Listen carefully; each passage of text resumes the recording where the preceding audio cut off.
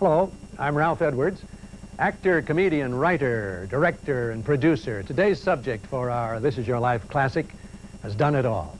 He began his TV career as a writer on the famous Hit Your Show of Shows with Sid Caesar and Imogene Coca. And one of the funniest skits from your show of shows was the great takeoff on our show, This Is Your Life, with our subject playing me.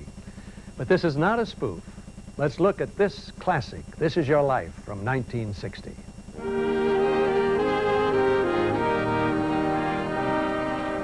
Hello, everybody. What excitement we on This Is Your Life have had these last 10 days, since a week ago Sunday. That night, like many of you, I was sitting comfortably at home enjoying Dinah Shore on her Chevy show, when all of a sudden the program took this very interesting turn. Remember? Well, I'm almost afraid to introduce the next guest who's going to be with us next week because he lives right here in Beverly Hills, and there's absolutely no excuse for him not to be here. Our own Carl Reiner. Carl Reiner, take a bow. Oh, there you are. Oh, there you are. Thank you, Carl. Thank you for taking a bow and coming down here on your week off and taking a bow. It's all right, Dinah. I know what you're doing. You do? Thank you, Carl. Thank you very much. Where is he, Dinah? Where's Ralph Edwards? Ralph Edwards isn't here. He's not going to be with us next week.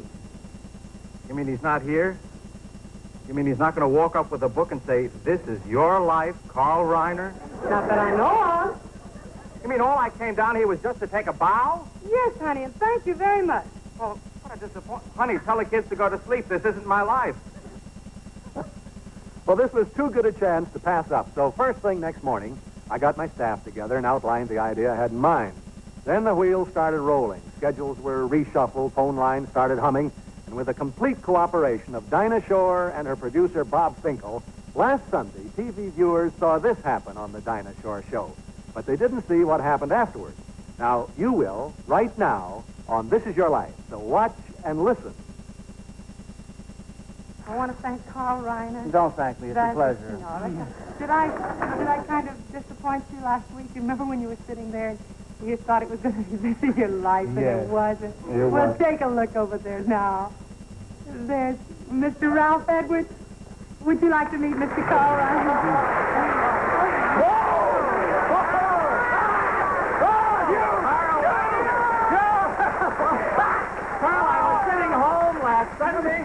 I was sitting home last Sunday watching Dinah, as I do every week, and I heard you call my name.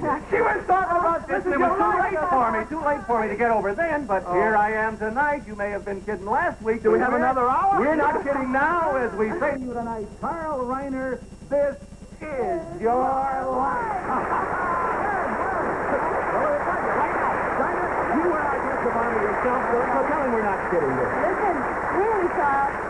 Listen, Carl, they're not kidding right now. Shall we do a sketch about this? We did one on Sid Caesar's show. I played you. They're going right This over is your life, Ralph Baxter. That's what I said. We're going right over to the studio across the way here. studio to tape it right now. Dinah, thank you. Thank you, producer Bob Finkel, who helped us with this. Come on, boy. Here we go.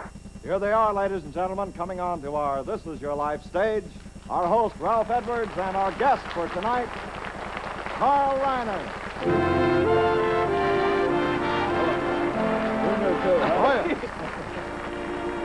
Oh, that Dinah Shore gang, they're just sensational. Thank you, Bob. Sit down, Carl. I saw your spoof, Carl Reiner, of This Is Your Life on the Dinah Shore Chevy show, of course, and I enjoyed it very much. I also saw your impersonation of me in the spoof that Sid Caesar did when you played my part. When'd you call me on that? Ralph Baxter. That's why I'm surprised I'm here. Well, that was a spoof on This Is Your Life that night. On the thought you would show hate me shows. for that. Oh, I rolled on the floor, especially when little Howard comes on and hangs on to Sid's leg, you know. Uncle Goopy. Yeah. Well, you remember that, of Oh, course, yes. Carl. Well, tonight, let's play our own parts. Remember, you're not me. You're Carl Reiner. We're going to see what kind of a world you've lived in. Well, Carl, let's have a look at the world you've lived in, starting with this little hamlet where you were born.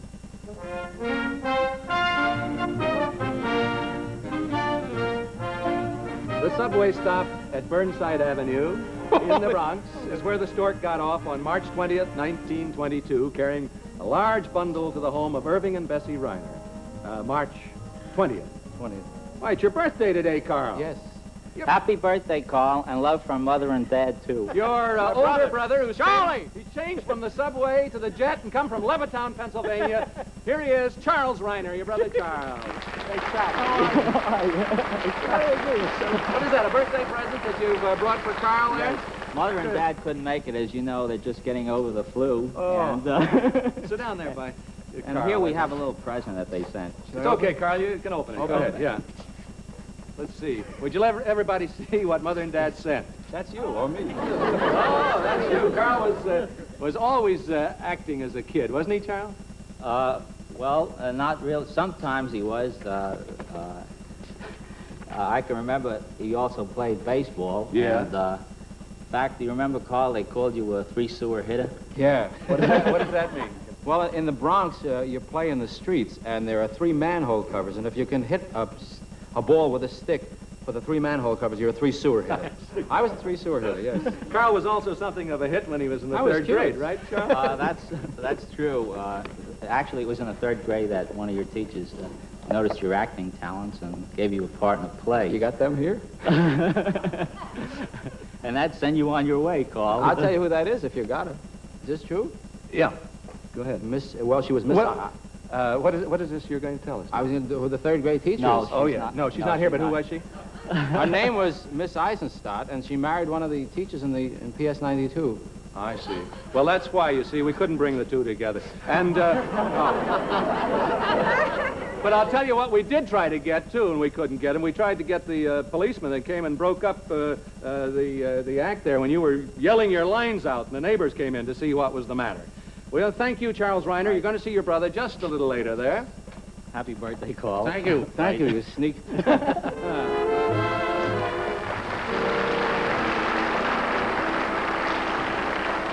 PS 92, PS 45. That's right. Yeah, you can see it on this one. There it better is. over here. Yeah. Right there, that one there. Schools that must bring back memories to you, Carl, as you walk down 179th Street with your books under your arm. And I walked with you most every day, Carl. Happy birthday. The voice of your best buddy, Carl, in those days, he lived in, he does now, he lives in Buffalo, New York. Leonard Grotti. Here is Leonard. Oh, you got fat! How are you? You got so fat. You was a skinny little kid. You could almost call Carl the life of 179th Street, couldn't you, Leonard? Well, Ralph, he was the life of every group that he was in. Oh, you remember how you used to make us laugh with your jokes and double talk? Yeah, I hope I still do. You used to double talk Shakespeare, and you make you understand as if it was the real thing. Yeah. Well, Carl was also something of a singer, wasn't he, Leonard? Oh, he could belt it out Pagliacci like he was I did it Metropolitan tonight. Opera star. No, I think most of us have seen you do this on television, Carl, and even on the Dinah Carl, show. remember when we were in Vanderchild and you were taking Spanish? Your Spanish class put on a play, Yes. and you sang that terrific song, I Am a Duck. Yo soy el pato. I remember Right. everything. I don't think any of us have ever seen you do that one, Carl, and we're not going to ask you to right now. I could. Thank you, Leonard Grotti, very much. Carl, see you later.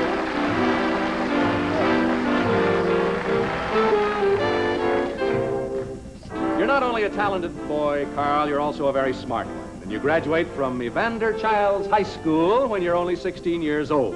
This was 1938, and the Great Recession was on, so instead of going on with your schooling, you take the subway every day down to 38th Street and to A. Weglinski, expert machinist. Holy mackerel.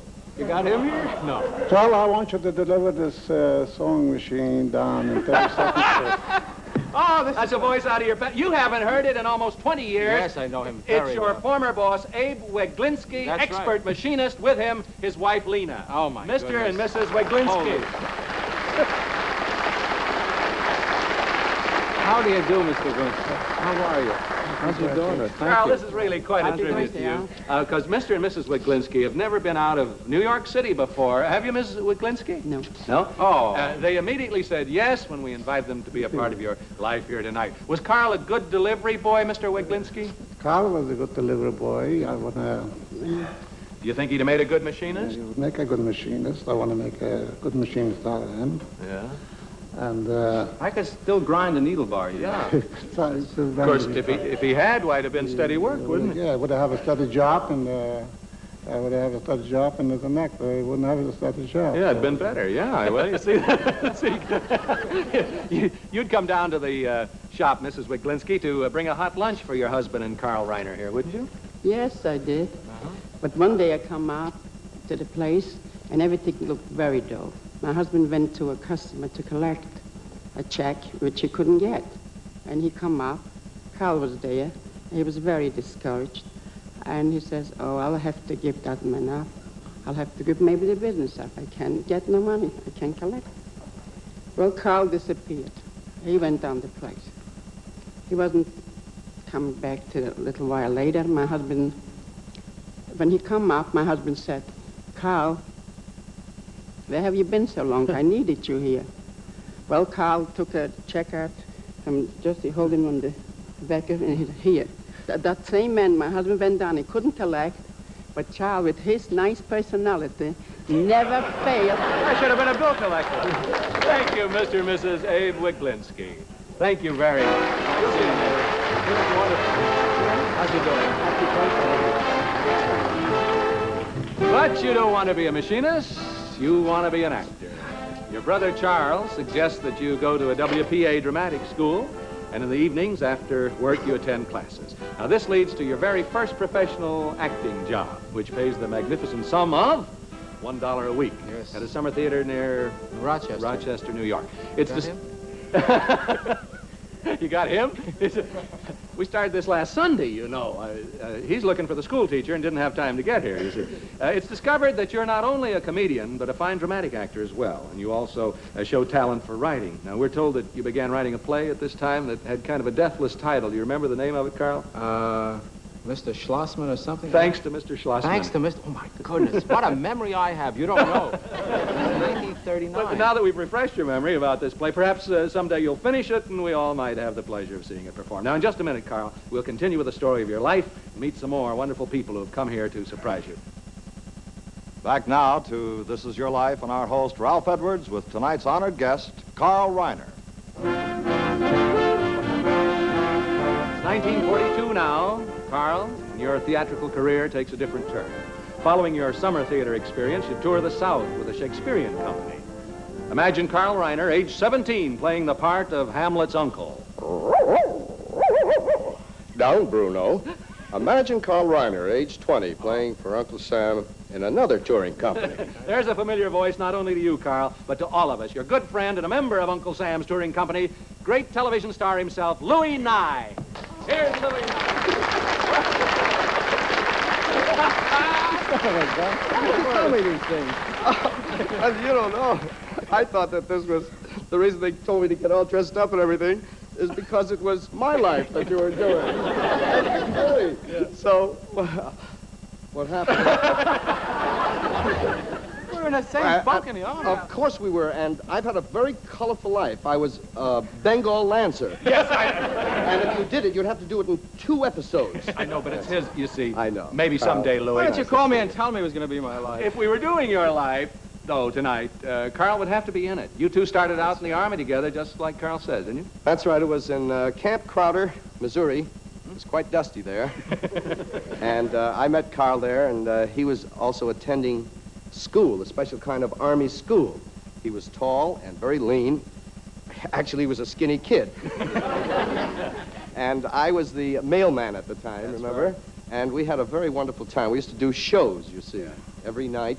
Every Friday night we do a show. And one of the things that I'll always remember Carl in those days was when we did a sketch, just the two of us, about how to pack a full field pack. Oh. Yeah. And tonight, because it is your birthday, Carl, you're going to do it? Crazy wild kid, I have a special present for you, Carl. Warren, would you be kind enough? Here it is. You know, you remember what we put in there? We had a pigeon in there to carry mail home in case you're in the jungle. Right, yeah. And Carl, please keep it. It has GI utensils, foot powder, and etc. Things like that. Thanks a lot. Just what I needed. I know. Listen, Nice no, talk on to the you. serious side now, Yeah. what about this guy? Well, the thing that I always like about Carl is Let me hold that the he's field been back. a very, no, that's all right, is that he's a very sincere chap, and what is truly remarkable about him is that he has more pleasure out of other people than any man I know. He will call you up at 3 o'clock in the morning and say, guess what I saw? The funniest man in the world. Always somebody else. Right.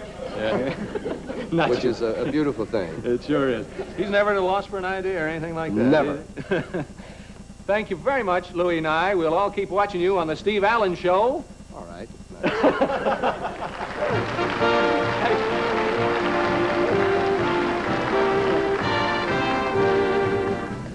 From Camp Crowder, you're sent to Washington, D.C. to study what, Carl? Well, French. Yes. And immediately on graduation, you're sent where? Hawaii. Well, true. You were really prepared, weren't you? And you're promoted from private to corporal. Yes. Who was your first sergeant in Hawaii, Carl? Howard Morris, believe it or not. Yes. Who was to team with you and Sid Caesar on your show of shows in later years. And then call me mister. We were in a show together. I'm hove to and lee of an ice pack 2 miles down the coast. Those deathless words. Joe Coogan. Being uttered My friend from fellow Joe. corporal stationed with you in Hawaii, Joe Coogan, now of Philadelphia, Pennsylvania. I remember. Home to and leave an ice pack. Of course. There was a play. He was one of the worst actors in the whole world. But a brilliant writer. Well, you both were assigned to the same company, weren't you, Joe Coogan? Yes, Morris Evans was our company commander, Ralph. Yes. We used to assemble shows in Honolulu and then send them down into the Pacific. Yes. And those deathless words of hove to and Petticoat fever. Carl and I were in Petticoat fever together. He played a captain in Petticoat Fever, and he came on with those lines. They were supposed to be straight, but he was such a rotten actor that I laughed. I broke up every hope to and a leave, and he didn't even know what it meant. You and Carl also wrote a comedy routine called Monty, didn't you? Monty, Yes. yes, you remember My Monty, first Carl. successful comedy routine. Joe and I wrote a whole show together, as a matter of fact, called Shape Ahoy, which was very successful. Yes. Yeah. Shape Ahoy. Shape Ahoy. Yes, Monty was a dog, Ralph, but he was a dog like Harvey's a rabbit, you know? Yeah. I mean, you couldn't see him, but you knew he was there because Carl was so great, he made you believe he was there. As a matter of fact, Monty toured the South Pacific, didn't he? I think he did, that's right. And so I imagine a lot of guys watching this show have seen Monty, or thought they've seen Monty. Sure they have, Joe. And thank you very much, Joe Coogan. You'll see your friend here in a minute. Okay. He's getting fat, too.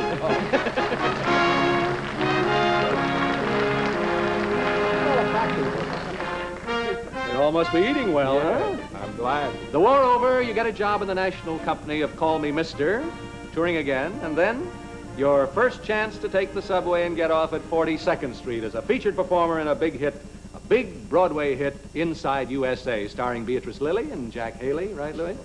Carl, you remember what used to go on at the dressing room between the acting? Louis and I were roommates, and we used to do watercolors. That's right. Yes. And you tried to sell me yours. I have one of yours still hanging in That's my right. room. Can I either never- one of you paint? He's very good. He's excellent. No, I never bought Carl's paintings. Oh, He can paint, though. He can paint. well, the Thank stage you very manager was always worried that you wouldn't make the curtain. Is that right? I mean, wouldn't Always get came on right on top. But Carl was the one that kept the watch working. He'd say, put the thing down and say, hats on, boop, boop, out, right off. Stop painting. Inside USA establishes you as a sought-after performer. You begin to appear on many television shows and in another Broadway musical, Alive and Kicking.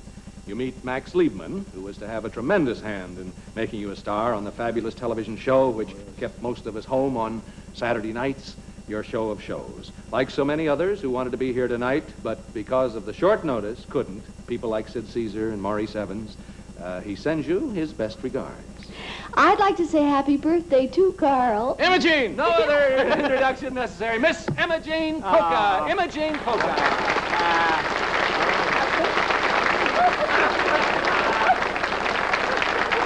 She didn't get fat. Happy birthday, Thank you, dear.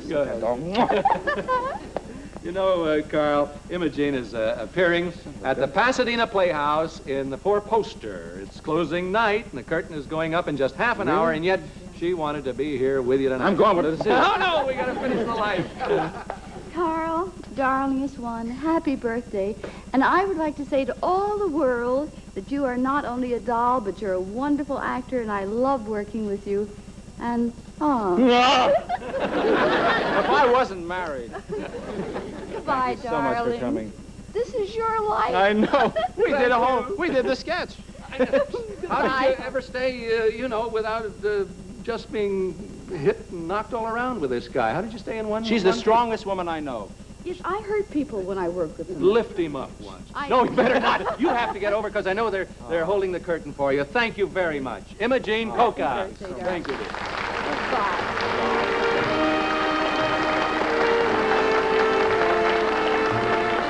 Your star, Carl Reiner, certainly has risen high. You've won 2 television Emmys. You've been featured in 2 movies. You've written a novel, Enter Laughing, which is now being adapted as a Broadway play. Sharing all this success with you since December 24th, 1943, has been your wife, Estelle. And here is Mrs. Carl Reiner and your 2 children, Robbie and Ann, who were in on the whole deal. This my wife? Wouldn't it be funny if I said this wasn't my wife? Robbie, how about this daddy of yours? Hi, Rob. Some birthday, huh, Dad? How did they keep it a secret? They're such blabbermouths. Well, you won't have to pick up the Chinese food on your way home from the show That's right. tonight. The first night I don't pick up Chinese food, I was wondering why they're all dressed up. Well, Carl, instead of chow mein and noodles at home, there'll be a birthday party for you after the show at the Hollywood Roosevelt Hotel, where, incidentally, all your family and friends have been staying. Not these kids, they've been home with you. Naturally. 3,000 miles away, one more person. Come on, sit down over here, Estelle and Ann. Robbie. One more person is waiting to surprise you. Well, as we promised you, Carl, in the studio in New York City, there's a man waiting for us to push a button so that we can be seen and heard by you. Now, listen. Hey, Carl, you remember when you and me was stationed up there in Hawaii? That little pipsqueak chicken of the first sergeant we had there? You remember him? Yeah. Howard, how are you, Howard? Hey, Dad, how are you, baby boy? Only the fact that right now he's tied up with last-minute rehearsals of a new play, Weekend with Feathers, prevents him from being on our stage in person. From New York, Howard Morris. That fine comedian. There, can you see? I hear it's a great, I hear you're great in it too, Howie. Yeah, I am. Carl, this is really a great honor for me. I must tell you, as an old friend, we've been friends for 18 or 20 years now. It's truly a great honor for me to be present at this tribute.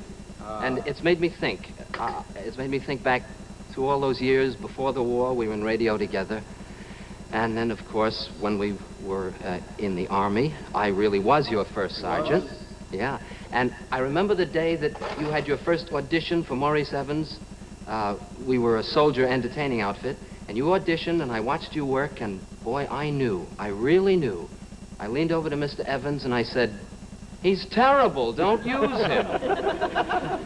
But then later, we got out of the Army, you know, and called me Mister for a year, and then with Sid and Imogene and Max, and I don't know, I never changed my mind about you. What is it you do?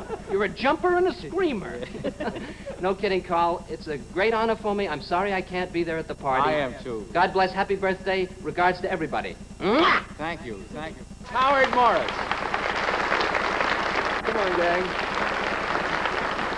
And, Carl, we're going to see to it that you receive a film of tonight's proceedings, together with this Bell & Howell 16-millimeter sound projector to show it on, and the 16-millimeter Bell & Howell Electric Eye movie camera. Robbie, come on over here and sit by your dad, huh, pal? For you, Estelle, Marshall Jewelers of Fifth Avenue, New York, has designed this gold charm bracelet, each charm representing a significant event in Carl's life.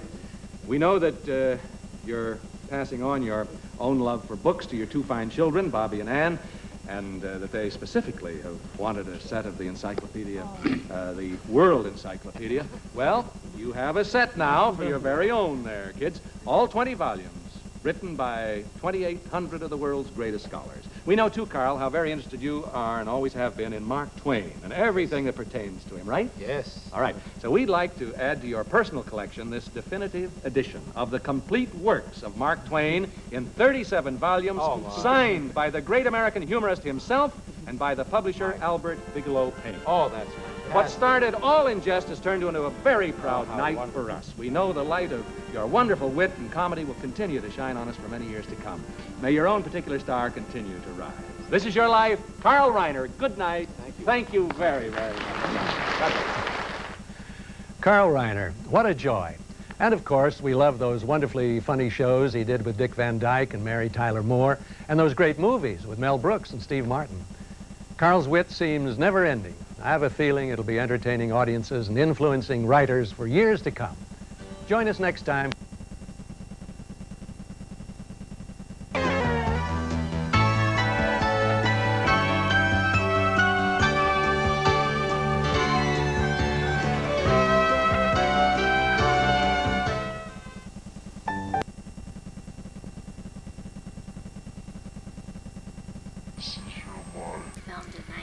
60. And while I was watching it, I was crying so hard. And then you came over to me and you said, Mommy, do you want to hold one of my stuffed animals? And I said, no, honey, I'll hold you. So you sat on my lap. And then when it was over, you said to me, Mommy, did you see your daddy when he died? And I said, I saw him right before he died. And then you said something about him not being alive, or being alive, and I said, no, he's not alive anymore. And you said, well, he's in heaven, and when you're in heaven, God makes you alive. And then you said to me, and then when people die, God brings you back down to earth and puts you in the ground. And you said, that's what he does with everyone. So anyway, I just wanted to have all these comments down for the record. And also I wanted to say that when I found out he was going to be on television, I called my mother, I called my sister, I called Donna, I called Joan, I called Peggy, I called Bernice. And those are the people that I wanted to see it. Oh, I also called Carolyn and Marty, but some of them couldn't watch it because I don't have the station. So that's what I